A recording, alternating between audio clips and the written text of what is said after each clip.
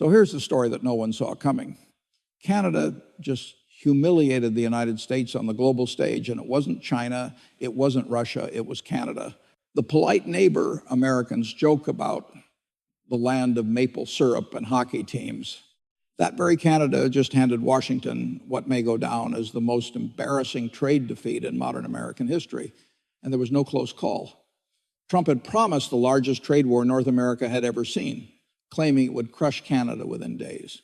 Instead, it blew up spectacularly, and within hours, Warren Buffett broke his legendary silence to deliver what Wall Street is calling the most brutal economic autopsy of a trade policy ever made by a living investor. When you see the numbers, the billions of American wealth that vanished, the U.S.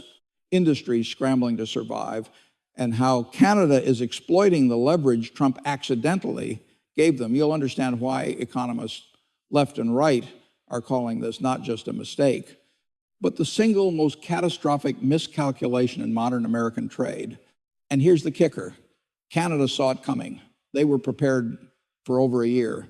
3 weeks ago, Trump stood in the Rose Garden, flanked by his trade advisors, his commerce secretary, and rows of perfectly aligned American flags that made the scene look straight out of a movie.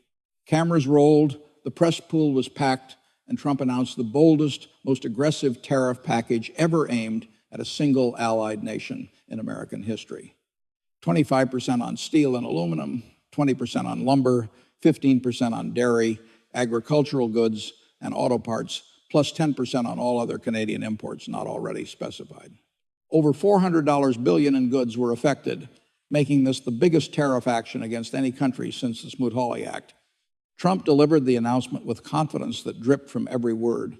Leaning into the microphone, squinting that familiar half eye, he said, "Canada's been ripping us off for decades. They send their lumber, their oil, take our money, and laugh all the way to the bank. That's over. Starting today, that's over." He pointed directly at the cameras. They need us far more than we need them. This will be over in a week, maybe two. They'll come to the table, make a deal, and it'll be a great deal for us. His advisors smiled, the Commerce Secretary nodded, and the message was crystal clear.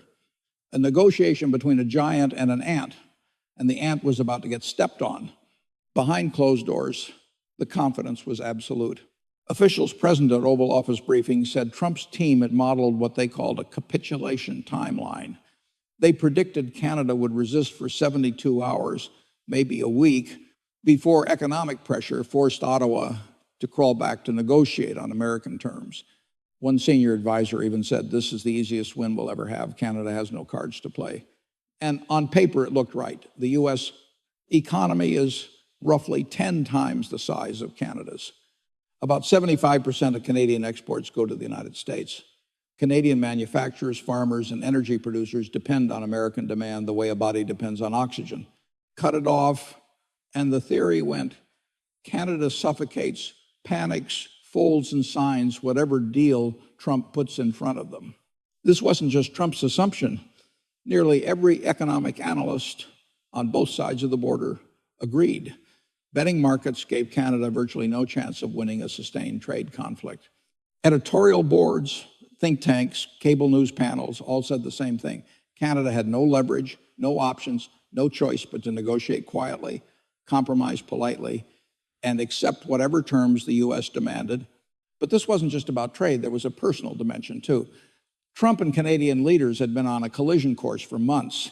NATO defense budgets were an issue, border security disputes flared, and at the G7 summit, Canadian officials publicly contradicted Trump on trade deficits.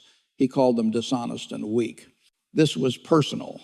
Trump wanted Canada to bend, and he wanted the world to watch it happen. What he didn't realize, what nobody in Washington seemed to grasp, was that Canada had been preparing for this moment for over a year. They were ready. They didn't panic. They didn't beg. They struck back, and their response was about to turn the most powerful economy on earth into a case study of how not to start a trade war.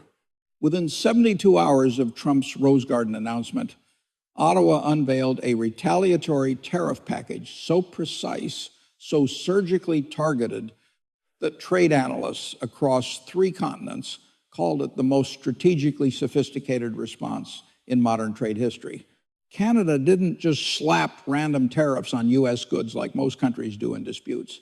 They did something far smarter, far more calculated, and far more devastating. Every single tariff hit products from politically sensitive states, the exact states Trump needed to secure re-election.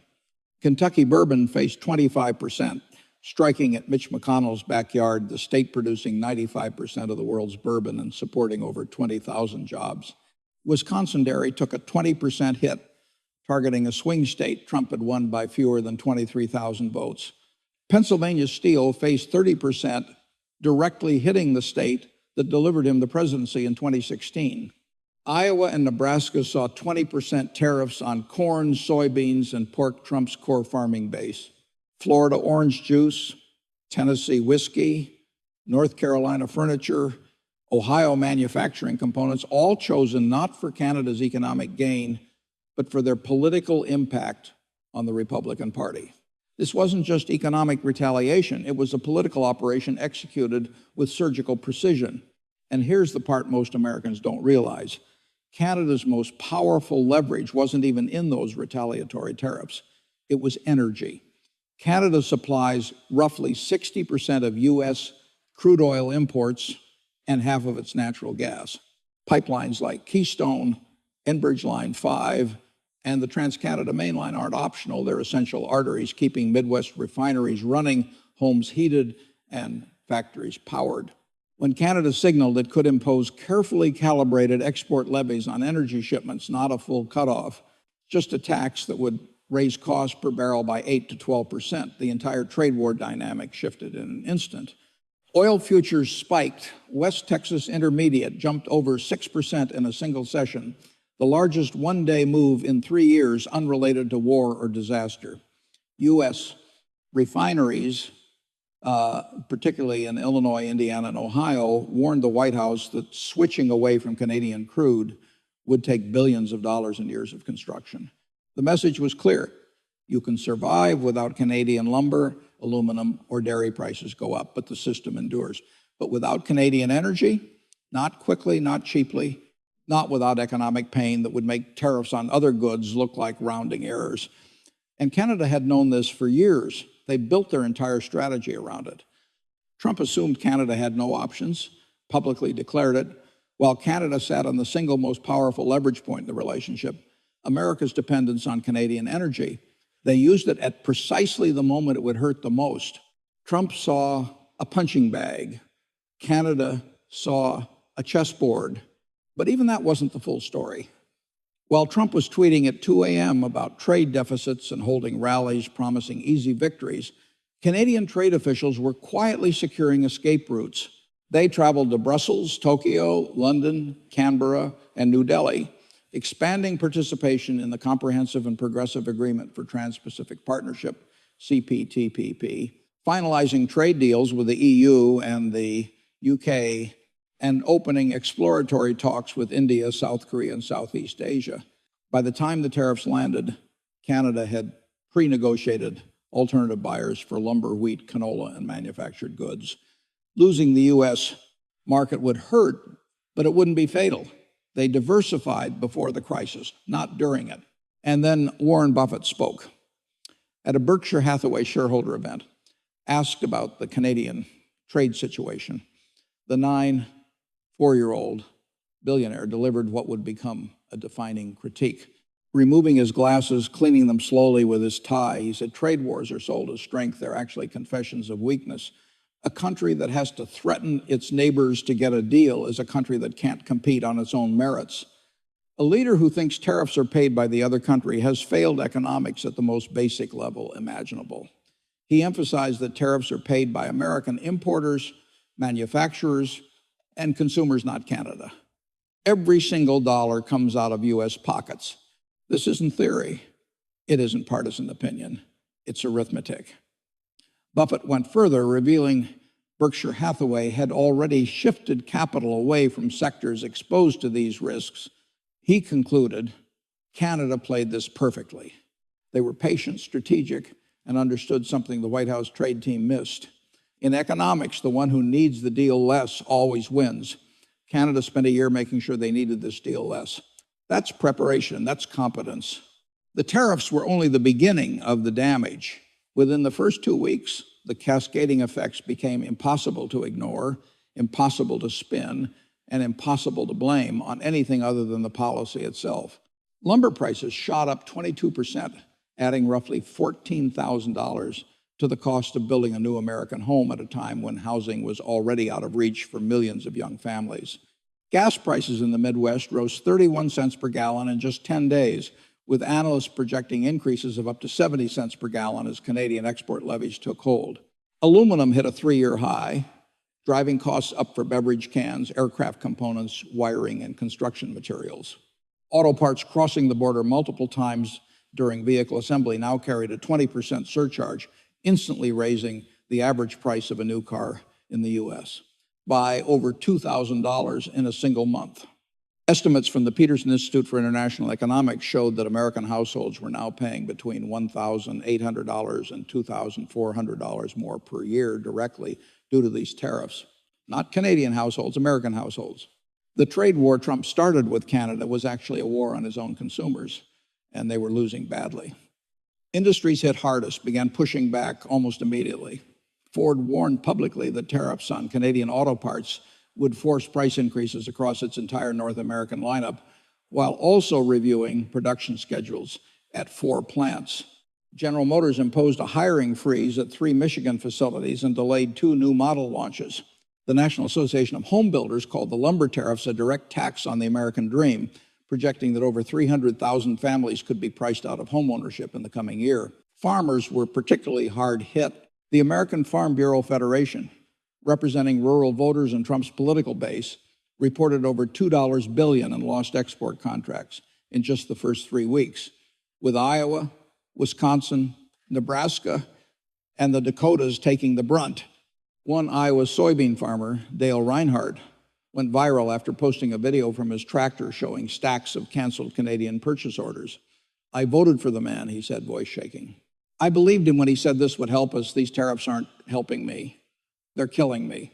The very voters who had supported Trump were paying the highest price, and they knew it.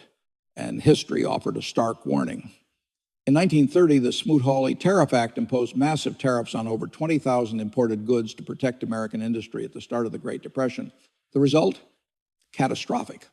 Global trade collapsed 65% within 4 years, deepening and prolonging America's worst economic crisis. Economists then and now consider Smoot-Hawley one of the worst pieces of economic legislation in U.S. history, a law that failed to protect workers while devastating the economy. That is the exact precedent Trump's Rose Garden announcement echoed, and apparently no one on his trade team bothered to look it up. The damage wasn't just economic, it was strategic and potentially permanent. America's closest allies watched Canada's response and drew an obvious conclusion. If the U.S. would do this to Canada, its largest trading partner, closest ally, NORAD and NATO partner, with whom it shares the longest undefended border in history, then no alliance is safe, no trade deal is reliable, and no American handshake carries its former weight. The European Union accelerated trade diversification within days, with EU Trade Commissioner Valdis Dombrovskis warning that traditional assumptions about transatlantic cooperation could no longer be relied upon. Japan quietly began contingency planning for U.S. tariffs on Japanese autos, while Australia, South Korea, and the UK reassessed American trade commitments. New trade deals and expansions were happening faster than any time since World War II, and in every case the U.S. was absent. Canada, meanwhile, had quietly built a network of alternatives that rendered U.S. leverage irrelevant. CPTPP participation expanded across Asia and the Pacific. The EU-Canada Comprehensive Economic and Trade Agreement deepened. New UK agreements guaranteed market access for Canadian agriculture, and exploratory talks were underway with India, South Korea, and other Southeast Asian nations. By the time Trump's tariffs landed, Canada had pre-negotiated buyers for lumber, wheat, canola, and manufactured goods. Losing access to the U.S. would hurt, but it wouldn't cripple the Canadian economy. They had planned for this moment, and the result was devastatingly effective. The ripple effects went far beyond Canada, and U.S. consumers, they reached the heart of global geopolitics. While Trump was focused on slapping tariffs on his closest neighbor, Beijing was watching, taking notes, and smiling. For nearly 2 decades, China has positioned itself as a reliable alternative to American economic partnerships, pouring trillions into the Belt and Road Initiative, offering infrastructure loans and trade deals to nations across Asia, Africa, Latin America, and Eastern Europe. The message was clear: America is unpredictable. America uses trade as a weapon. China does not. Until recently, most countries still trusted the stability, transparency, and rule of law of the U.S.-led economic order. But Trump's attack on Canada, America's closest and most loyal ally, proved China's point spectacularly. Countries that were hesitant about deepening ties with Beijing now accelerated those conversations. The Philippines signed a new bilateral trade framework with China just 2 weeks after Canada's retaliatory tariffs were announced. Indonesia expanded its Belt and Road participation with a $4 billion port development deal. Vietnam, previously moving closer to U.S. trade, reopened negotiations with Beijing for a comprehensive economic partnership. Even traditional European allies, including France, Germany, and Italy, quietly discussed trade deals with China, an unthinkable move 18 months earlier. The irony is staggering. Trump claimed he was fighting China, yet his policies strengthened Beijing's global position more than a decade of strategy could have. By attacking America's best friend, he handed China its biggest geopolitical victory since the launch of the Belt and Road Initiative. He set the house on fire to kill a mosquito, and the mosquito flew straight into China's hands. Back home, the Wall Street Journal, widely regarded as a conservative business publication, published an editorial calling the trade policy economically illiterate and strategically catastrophic. The U.S. Chamber of Commerce, a longtime supporter of Republican economic policy, demanded the tariffs be reversed immediately. Republican governors from Ohio, Iowa, and Georgia openly broke with the White House, holding press conferences with business owners and farmers to highlight the damage. The governor of Iowa, standing on a farm in Polk County, said, "I support this president on many things. I cannot support a policy destroying the livelihoods of Iowa families." Conservative economists, including former Council of Economic Advisors Chairman Gregory Mankiw, criticized the tariffs as textbook examples of how not to conduct trade policy. Former Congressional Budget Office Director Douglas Holtz-Eakin called the strategy incoherent. Even Fox Business hosts began pressing White House officials on air, questioning how raising costs for American goods could possibly be spun as a victory. The reality was impossible to ignore. Trump promised that the most aggressive tariff action in North American history would force Canada to surrender in days. Instead, Canada responded with surgical precision, targeting politically sensitive states, leveraging America's dependence on Canadian energy, and activating trade partnerships quietly strengthened for over a year. The costs were immediate and visible.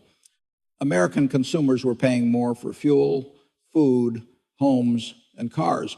Farmers lost export contracts, manufacturers froze hiring, allies accelerated trade agreements that excluded the U.S., while China, the nation Trump claimed he was confronting, gained strategic leverage. As Warren Buffett had warned, trade wars disguised as strength often reveal underlying weakness. Capital moves where stability exists and uncertainty drives it away. The evidence was now clear. Preparation and strategy had defeated intimidation. The moment raises a far deeper question than any headline suggests. Can economic power be imposed through pressure alone, or does preparation ultimately determine the outcome? The numbers are no longer theoretical. They are tangible, measurable, and painfully clear in American households. Every dollar added to energy bills, every extra $1,000 spent on housing, every unexpected rise in car prices represents the real cost of a policy that ignored both economic fundamentals and global strategy. Trust with allies, once built over decades, has been eroded in a matter of weeks. Markets react not just to tariffs, but to credibility. And Washington's credibility has taken a hit that will take years, if ever, to fully repair. Even the traditional buffers of power, the industries, the governors, and the media allies, cannot undo the damage. The farm families in Iowa and Nebraska, the auto workers in Michigan, the builders and homeowners in the Midwest all bear the consequences. At the same time, International partners are reshaping their trade policies, seeking stability elsewhere.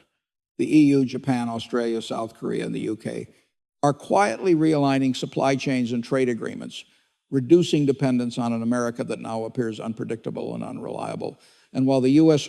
squabbles with Canada, China consolidates its position, proving that strategic patience and long-term planning can turn American missteps into global victories. The lesson is stark but clear. Preparation, foresight, and patience outweigh force, threats, and intimidation. Canada didn't need to fight with brute strength. They needed strategy, leverage, and timing. They exploited America's vulnerabilities, diversified their trade networks, and acted with precision. Trump brought a sledgehammer, Canada brought a scalpel, and the scalpel won. The aftermath is more than a story about tariffs. It's a cautionary tale about economic power, strategic patience, and how even the largest, seemingly most confident actor can falter when facing a well-prepared opponent. For Americans, the stakes are more than political or partisan. They are financial, strategic, and deeply personal. The policies of a single administration have reshaped the global landscape, altered consumer costs, and undermined decades of trust. As voters, policymakers, and investors digest this reality, the question is not only who benefits or loses in the short term, but whether long-term credibility, influence, and alliances can be rebuilt. The evidence suggests it will take more than promises or rhetoric. It will take consistent strategy, careful preparation, and respect for the fundamentals that govern both economics and geopolitics.